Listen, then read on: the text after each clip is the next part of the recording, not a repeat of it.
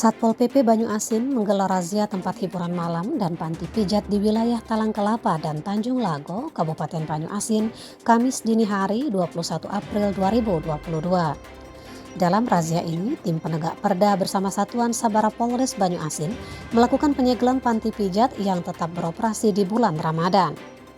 Kasatpol PP Banyuasin, Haji Indra Hadi, melalui Kabid Ketertiban Umum dan Ketentraman Masyarakat Bustanil Arifin mengatakan, razia ini bertujuan untuk memastikan bahwa tempat-tempat tersebut betul-betul tutup selama Ramadan sesuai dengan surat edaran Bupati Banyuasin yang sudah disosialisasikan sebelumnya.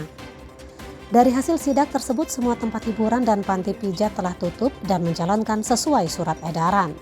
Namun ada satu tempat yang masih tetap buka, yaitu panti pijat tradisional Rose di Sukajadi, Talang Kelapa.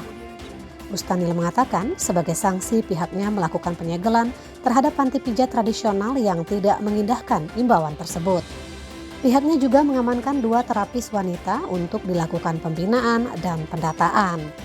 Pemilik panti pijat ini juga akan dipanggil apalagi panti pijat ini terindikasi tidak mengantongi izin.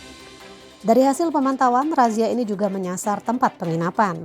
Dilanjutkan dengan razia warung remang-remang dan kafe di wilayah Kecamatan Tanjung Lago.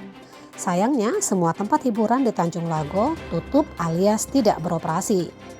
Razia dipimpin langsung Kabid Tibuntram Bustanil Arifin, Kabid Perda Mulyadi, para kasih dan diikuti puluhan anggota Satpol PP serta Satuan Sabara dari Polres Banyuasin. Zaironi Harian Banyuasin melaporkan dari Pangkalan Balai.